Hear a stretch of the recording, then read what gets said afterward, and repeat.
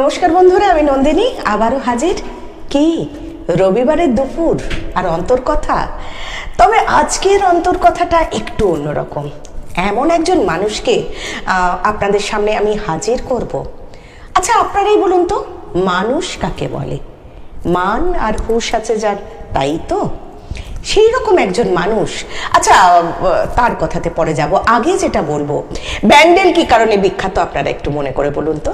ব্যান্ডেল চার্চের জন্য আর হংসেশ্বরী মন্দির না, এখন ৩ নম্বর একটা বিশেষ জায়গা হয়ে গেছে যা ব্যান্ডেলের মুকুটে একটা পালক যোগ করেছে। ব্যান্ডেল রাজহাট যে মন্দির, সেই মন্দির শ্রী শ্রী যোগীরাজ শ্যামাচরণ লাহিড়ীর মন্দির, লাহিড়ী বাবার আশ্রম বলে যেটা পরিচিত, সেটা ধরেছেন তো? সেই মন্দিরের বর্তমান যিনি কাণ্ডারি, যার হাতে পড়ে লাহিড়ী বাবার আশ্রম আরো আরো বহুদূর বিস্তৃত হয়েছেন, তিনি হলেন শ্রী সুপ্রিয় বন্দ্যোপাধ্যায়, আমাদের সকলের প্রিয় দাদা ভাই। হ্যাঁ, ঠিক ধরেছেন, সেই মানুষটিকে আজকে গ্লোব টিভির অন্তর্কথায় আমরা অতিথি হিসেবে পেয়েছি। অনেক ধন্যবাদ সুপ্রিয়দাকে এই অনুষ্ঠানে আপনাকে পেয়ে আমরা ভীষণভাবে, কারণ আপনি প্রচুর ব্যস্ত, আপনার যা কর্ম শিডিউল, সেই কর্ম শিডিউলে আপনি প্রচুর ব্যস্ত। আপনি একজন পূর্ণাঙ্গ মানুষ। ওই যে মান আর হুঁশের কথা বলছিলাম, সেই মান আর হুঁশ নিয়ে এই মানুষটি, যে মানুষটিকে আপনারা দেখছেন, সৌম্য দর্শন একজন মানুষ। সেই মানুষটি নাচ জানেন, গান জানেন, অপরূপভাবে লিখতে জানেন, ইউটিউব চ্যানেল আছে, পাবলিকেশন হাউস আছে, কি নেই? একাধারে একই অঙ্গে এত রূপ, কিভাবে সেটা সম্ভব?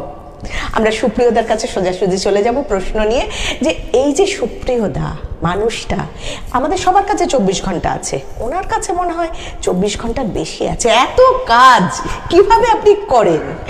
প্রথমে যে প্রশ্নটা আপনার কাছে করব, সেই প্রশ্নটা হচ্ছে, একজন সাধারণ সুপ্রিয় বন্দ্যোপাধ্যায় থেকে এই লাহিড়ী বাবার আশ্রমের কর্ণধার হয়ে ওঠার, ছোট্ট করে যদি আমার দর্শক বন্ধুদের 2-4 কথাই বলেন। মূল কথা হলো যে এই লাহিড়ী বাবার আশ্রমের বা লাহিড়ী বাবার পরম্পরার সঙ্গে আমরা জড়িত ধর্মীয়ভাবে। পরবর্তীকালে আমার বাবার এক বিশেষ ইচ্ছা ছিল যে সেখানে একটি মন্দির স্থাপন করবেন আমাদেরই নিজেদের জমির ওপরে। তারপরে সেই জমি কেনা হয় এবং সেখানেতে 2003 সালে আমরা ওখানে যাই। আচ্ছা, 2003 সালের পর আমরা 2012 সালে এই মন্দিরের চিন্তা ভাবনা করি। এরপর সেই চিন্তা ভাবনা ধীরে ধীরে গড়াতে থাকে, কারণ একটা চিন্তা ভাবনা করলেই তো হয় না, তার পিছনে অনেক কিছু ব্যাপার আছে। একদম, তার সঙ্গে বড় আছে অর্থ। একদম। আমরা কখনো কোনো সময় কারোর কাছ থেকে কোনো কিছু চেয়ে চিনতে কোনো কাজ করি না, বা কোনো ডোনেশনের ওপর নির্ভর করি না, এটা আমাদের একটা মোটো। এরপর পরবর্তীকালে 2017 সালে মন্দির নির্মাণ শুরু হয়। আর 2017 সালে যখন মন্দির নির্মাণ শুরু হয়, ঠিক সেই সময় ফেব্রুয়ারি মাসে আমার বাবার হঠাৎ করে, এবং মন্দিরের এই কাজ চলতে চলতেই ব্রেন স্ট্রোক হয়। আচ্ছা। এবং উনি হসপিটালাইজড হন। আমি তখন আমাদের রাজ্যে ছিলাম না, ভিন রাজ্যে ছিলাম, গুজরাতে। তা সেখান থেকে আমাকে আসতে হয় এখানে। দীর্ঘ 1.5 মাস ধরে তিনি কোমা স্টেজে থাকার পর আলটিমেটলি উনি অমৃত লোকে যান। পরবর্তীকালে বাবার এই অসম্পূর্ণ কাজ সম্পূর্ণ করি আমি মাত্র, ঠাকুরের কি আশীর্বাদ আমি জানি না, ঈশ্বরের আশীর্বাদে মাত্র ওই যে মন্দিরের স্ট্রাকচারটা দেখছেন তার শুধু ভিতের অংশটুকুনি তৈরি হয়েছিল। 7 মাসে মন্দিরটি তৈরি হয়েছে সম্পূর্ণটি। তার মানে 2017-তে এই মন্দিরটা পুরো কমপ্লিট হয় এবং সকলের জন্য খুলে দেওয়া হয়। বাহ! এই 2017 থেকে 2026 এই বছর পুরোটাই আপনার তত্ত্বাবধানে চলছে? হ্যাঁ, এটা আমাদেরই তত্ত্বাবধানে চলছে। আচ্ছা, আপনি একটা কথা বললেন যে আপনারা কোনো ডোনেশন নেন না, তাহলে এই মন্দিরটা কিভাবে চলছে? প্রতিদিন এত এত মানুষ সেখানে ভোগ প্রসাদ, অন্নপ্রসাদ গ্রহণ করে? না, অন্নপ্রসাদ গ্রহণ করার জন্য আমরা সেখানেতে একটা টোকেন অ্যামাউন্ট নিই, এরকম সমস্ত মন্দিরে হয়ে থাকে যেমন আছে, কারণ তা নাহলে পরে আমাদের পক্ষে চালানো সম্ভব নয়। আমরা কোনো রকম এন্ট্রি ফি নিই না, তাই সেই কারণের জন্য যখন ভোগ বা ভোগ বিতরণ হয় বা ভোগের প্রসাদ হিসেবে আমরা তাদের কাছ থেকে টোকেন অ্যামাউন্ট নিই, যেটুকুনি অ্যামাউন্ট নিই অর্থাৎ যেটুকুনি আমাদের খরচ হয় ততটুকুনি আমরা হিসেব করে একটা কিন্তু নেওয়ার চেষ্টা করি। এত বড় একটা প্রতিষ্ঠান যেখানে এত এত মানুষ কাজ করছে, আমি ব্যক্তিগতভাবে নিজে গিয়ে সেখানে দেখেছি, সেটা একটা অদ্ভুত সুন্দর মন্দির। মন্দিরের সামনে দাঁড়ালে মন একেবারে শান্ত হয়ে যায়। সেখানে ফুলের বাহার যেরকম, সেখানে পশু পাখির কলা মানে কুজনে সকালটা তো শুরু হয় এবং রাতে বোধহয় ঝিঝি পোকার ডাকে সেই জায়গাটা।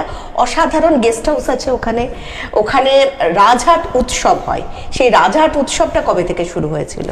রাজহাট উৎসবের পরিকল্পনা আমার সম্পূর্ণ, তখনও মন্দির হয়নি।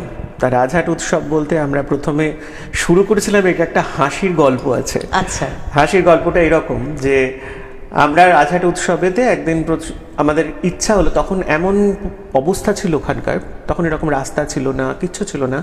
ওখানের জায়গাটা যেখানে কেনা হয়েছিল সেখানে আমরা একটা ছোট বাড়ি করে, যখন বর্তমান যে বাড়িটি এখন আমরা আছি, তো সেই বাড়িটি করে আমরা ওখানে থাকতাম। তা আমাদের বন্ধু বান্ধব এবং আমাদের দিদিরা বোনেরা সবাই মিলে একসঙ্গে যখন এক জায়গায় জড়ো হয়েছি, তখন আমাদের ইচ্ছা হলো যে রাত্রির সন্ধ্যেবেলাটা আমরা কিছুটা সিঙ্গাড়া আর কিছু জিলিপি টিফিন করব। কিন্তু সেটা করতে গেলেও আমাদের প্রায় যেতে হবে অনেকটা দূর, ব্যান্ডেল স্টেশনের কাছাকাছি যেতে হবে। এবার সেটা গিয়ে যখন আমরা ফেরত আসছি, তাই ফেরত আসতে আসতে সেটা 8টা সাড়ে 8টা বেজে গেল। এবার 8টা সাড়ে 8টা বেজে যাওয়ার পরে যেহেতু ওই জায়গাটা যেহেতু জনমানবহীন ছিল, লোকেরা বলতো ওখানে ভূতে বাস করে। তা যাই হোক, তাই আমরা সেই ভূত তাই সেই তখন জিলিপি সিঙ্গাড়া এসে আমরা খাওয়ার পরে তো প্রচন্ড পরিমাণে হাঁটাহাঁটি শুরু করলাম। এই হাঁটাহাঁটির ফলে আমাদের ইচ্ছা হলো, তখনই মাথার মধ্যে এলো স্পোর্টস করলে কেমন হয়, প্রাইজ দেওয়া হবে। স্পোর্টস দিয়ে শুরু হলো। আচ্ছা, এই স্পোর্টস পরবর্তীকালে কম্পিটিশন, তার পরবর্তীকালে অনুষ্ঠান, তার পরবর্তীকালে মানে বিশিষ্ট মানুষদের সম্মাননা জ্ঞাপন, এই সমস্ত কিছু দিয়ে আস্তে আস্তে বৃদ্ধি পেল। এখন তো রাজহাট উৎসব একটা হয় ডিসেম্বরে, আরেকটা দোলের সময় হয়। হ্যাঁ, বসন্ত উৎসব। দোলের সময় আমাদের সামনেই দোল আছে। দোলের সময় যে পুরো নগর পরিক্রমা যেটা হয়, সেটা কিভাবে শুরু হলো? সেটা ওই তখনই চিন্তা ভাবনা থেকে শুরু হলো? দোল হচ্ছে আমাদের মন্দির প্রতিষ্ঠার দিন। আচ্ছা, সেপ্টেম্বর অক্টোবর মাসে আমাদের মন্দির তৈরি হয়ে যায়। তারপরে মূর্তি এসে সেখানে ঠাকুররা যখন প্রতিষ্ঠিত হন, সেটা হচ্ছে দোল পূর্ণিমার দিন। আচ্ছা, এই কারণের জন্যই আমরা দোল পূর্ণিমাটাকে এত বড় করে সেলিব্রেট করি। আচ্ছা, এই সময় আমাদের নরগৌর পরিভ্রমণ হয় যখন, তখন আমাদের ওই ঘরের মধ্যে কিছু আমাদের ঠাকুররা রয়েছেন, তারা পালকি করে বাইরে বেরোন। বাহ! সারা বছরে কোনো সময় তারা বাইরে থাকেন না, তারা ঘরের মধ্যে থাকেন এবং আমাদের ভেতরে থাকেন, এবং তাকে দর্শন করা সাধারণ মানুষের মানে এর নিয়ম বিরুদ্ধ, যেহেতু সেহেতু আমরা করি না। কিন্তু সেই দিন, দোলের দিন ঠাকুর বাইরে আসেন।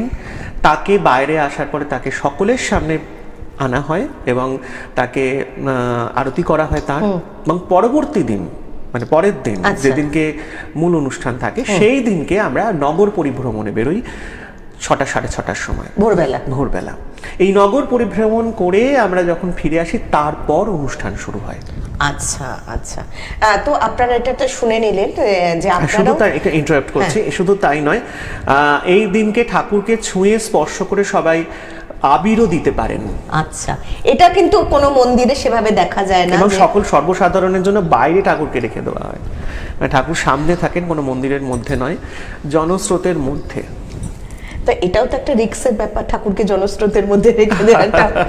এই অনুষ্ঠানটা ভীষণ সুন্দরভাবে হয় রাজহাট উৎসবে। আর রাজহাট উৎসব যেটা শীতকালীন রাজহাট উৎসব আমি বলবো, সেখানে নৃত্য প্রতিযোগিতা, অঙ্কন প্রতিযোগিতা, লেখার প্রতিযোগিতা, সঙ্গীত, শ্রুতি নাটক তো গত বছর থেকে বোধহয় ইনক্লুড হয়েছে।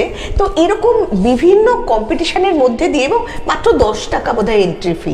তো প্রচুর প্রচুর মানুষজন আসেন সেই মন্দিরে। শুধুমাত্র আমরা দেখেছি ধর্মীয় স্থানে শুধু ধর্ম নিয়েই আলোচনা, কিন্তু এটা একটা ব্যতিক্রমী পীঠস্থান যেখানে আসল কথা আমরা সকলে একটা জিনিস মনে করি যে ধর্ম মানে হচ্ছে কোনো একটা পতাকা বা কোনো একটা ছাতা বা কোনো একটা সাইন বা কোনো একটা কালার। ধর্ম মানে হচ্ছে প্রত্যেকটা মানুষের মধ্যে সেটা আছে, অর্থাৎ কর্ম। যেমন আজকে আমি এখানে এসেছি, এসে আমি আমার ব্যক্তিগত মতামত বা ব্যক্তিগত কথাগুলো বলছি, যেটা জনগণ জানছে। এই জনগণ যে জানছে, এর মাধ্যম দিয়ে তার মধ্যে তরঙ্গ গেল, অর্থাৎ জ্ঞান গেল। এটাই ধর্ম। হ্যাঁ, এটাই তো আমরা জানি না, আমরা মনে করি অন্য কিছু।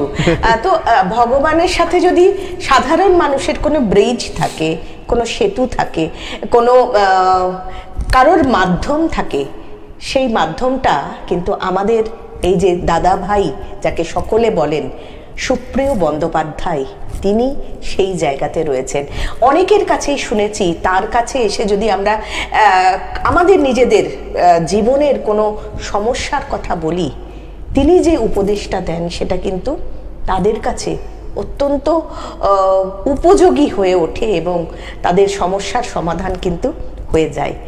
তো সেই মানুষটিকে আমরা যেরকমভাবে ধর্মগুরুদের দেখেছি, তার থেকে ব্যতিক্রম কিন্তু আমার চোখে দেখা, এবং আপনারা যারা দেখেছেন ওনাকে, চাক্ষুষ দেখেছেন, তারাও সে কথা বলবেন যে মানুষটা একেবারেই অন্যরকম, যার দুঃখ, মানুষের দুঃখে তার প্রাণ কাঁদে।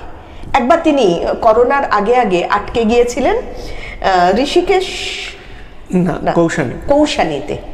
এবার সেখানে তিনি আটকে যাবার পর তিনি তো আমি ওই প্রসঙ্গে আসবো, তিনি বেড়াতে খুব ভালোবাসেন এবং কাছের বন্ধু বান্ধবদের নিয়ে তিনি বেড়াতে যান।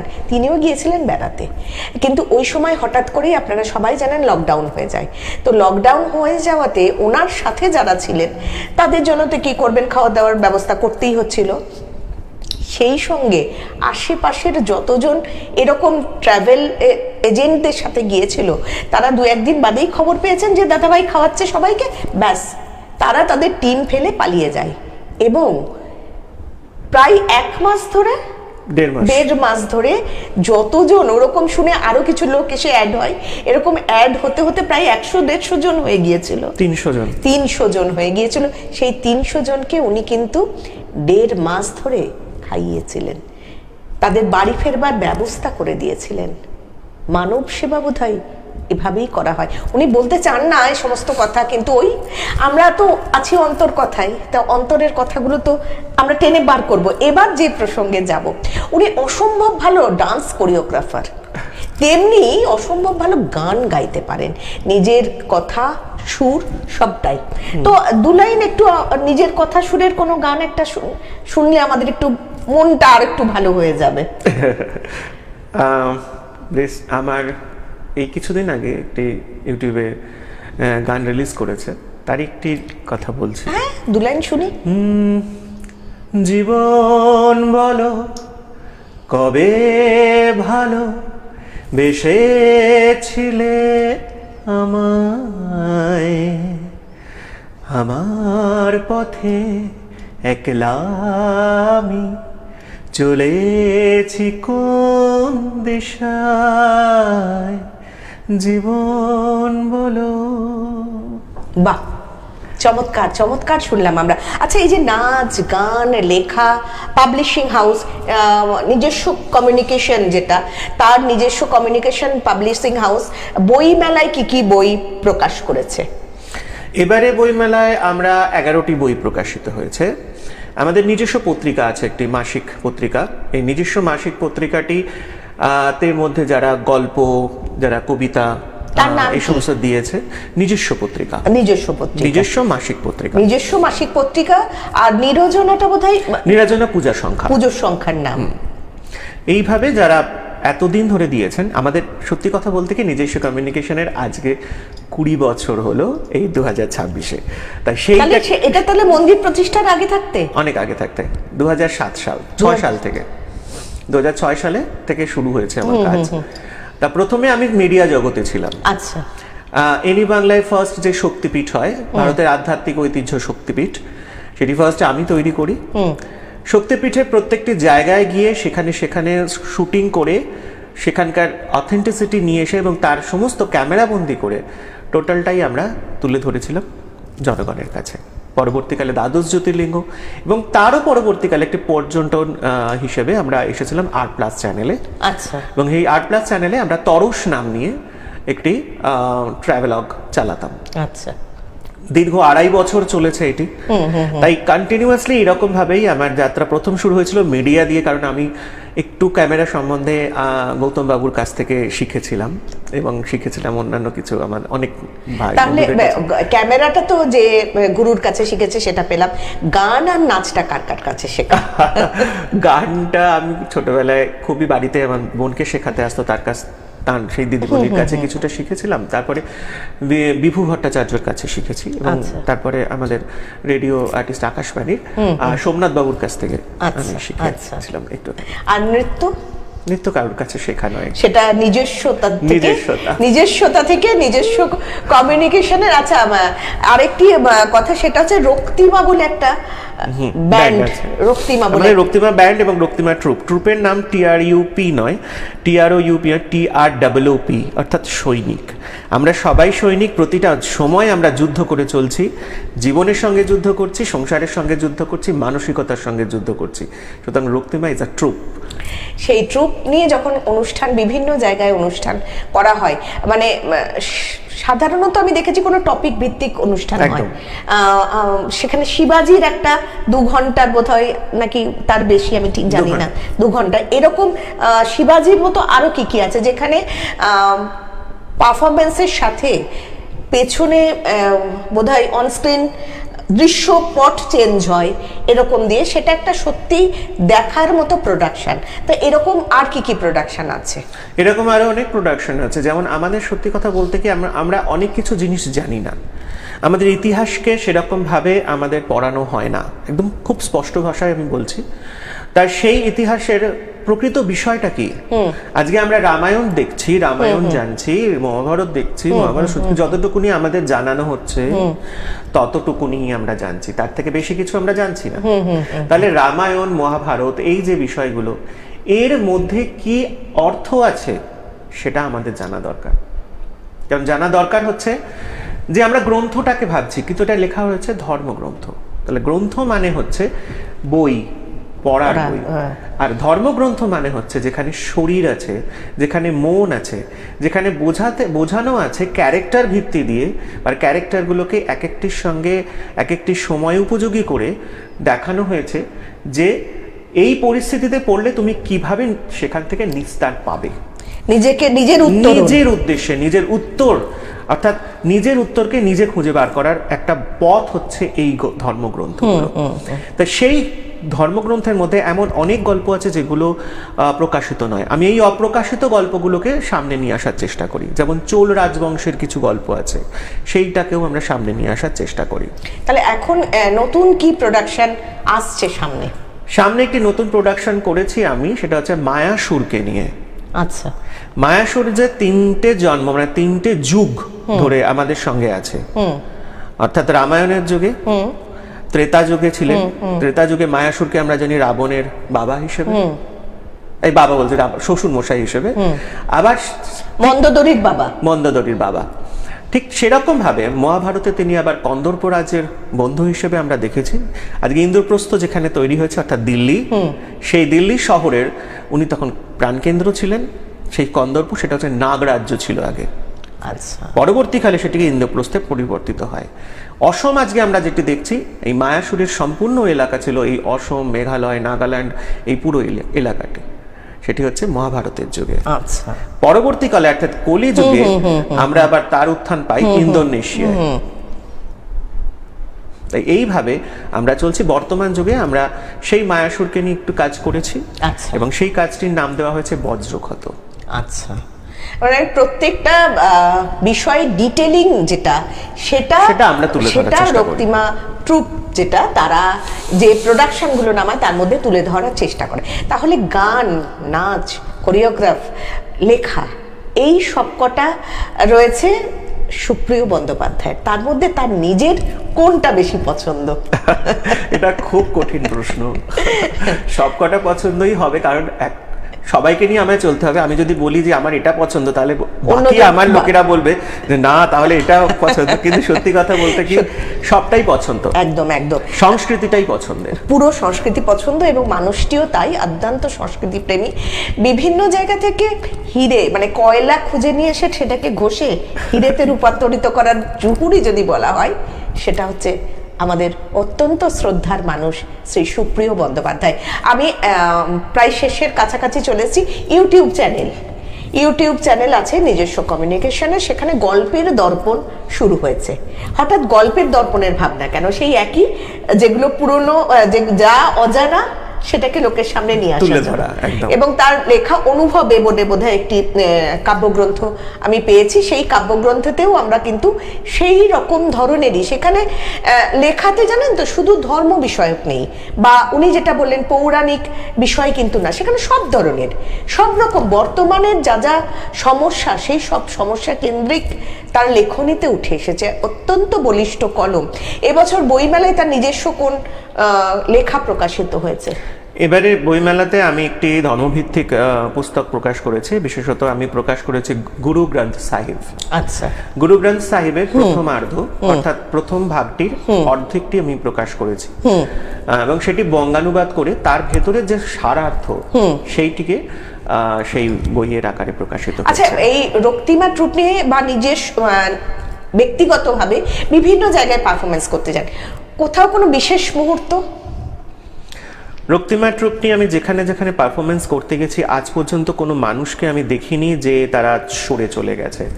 বহু জায়গায় আমরা দেখেছি যে আমরা অনেক জায়গায়, মানে পুরুলিয়া বলুন, মুর্শিদাবাদ বলুন, বিভিন্ন জায়গায় গিয়েছি। এছাড়া বাইরেও গিয়েছি, দিল্লি, বম্বে, এই সমস্ত জায়গাতেও আমরা গিয়েছি।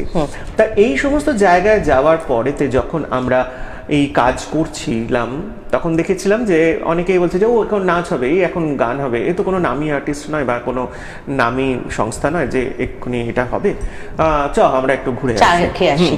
কিন্তু যখন শুরু হলো সেই তখন সবাইকে স্প্লেন্ডিড করে দিল, একদম অসাধারণ। আমরা একেবারে অনুষ্ঠানের শেষ একটু গান দিয়ে, সুরের ছোঁয়া দিয়ে আজকের অনুষ্ঠান আমরা শেষ করব। আমাদের সঙ্গে যখন আছেন শ্রী সুপ্রিয় বন্দ্যোপাধ্যায়, তখন সুরের ছোঁয়া দিয়েই শেষ হোক। আরো প্রচুর প্রচুর কথা থাকলো, কিন্তু সেগুলোর জন্য আমরা আবারও কোনো অন্য একদিন তার মনের কথা শুনবার জন্য অন্তর কথায় ডাকবো। এখন আমরা একটু গান শুনবো, গান শুনতে শুনতে আজকের অনুষ্ঠান শেষ করব। কবি রবীন্দ্রনাথ ঠাকুরের একটি গান গাইছে, বিধির বাঁধন কাটবে তুমি এমন শক্তিমান, তুমি কি এমনি শক্তিমান, আমাদের ভাঙা গড়া তোমার হাতে, সকল অভিমান তোমাদের এমনি অভিমান। এই অভিমানটা মনের মধ্যে না রেখে সামনে প্রকাশ করাই ভালো। অসাধারণ একটা গান, কথা, যে কথাগুলো আমরা জানি না সেই কথাগুলো নিয়েই তো অন্তর কথা, শিল্পীর মনের কথা, একজন স্রষ্টার মনের কথা কিভাবে তৈরি হয়েছিল, এই সব কিছু নিয়েই আজকের অনুষ্ঠান অন্তর কথা আমি এখানেই শেষ করব। আর আমার সাথে যিনি ছিলেন তিনি আরও নানান দিক নিয়ে এগিয়ে চলুক, এ কথাই আমি বলবো, যে আপনি আরও এগিয়ে চলুন, আরও বিকশিত হোক আপনার এই শিল্পী সত্তা। ভালো থাকবেন। শ্রী সুপ্রিয় বন্দ্যোপাধ্যায়। অনুষ্ঠান শেষ করলাম আমি নন্দিনী। পরের রবিবার চোখ রাখতে ভুলবেন না, রবিবার ঠিক 1:10 অন্তর কথা। নমস্কার। নমস্কার।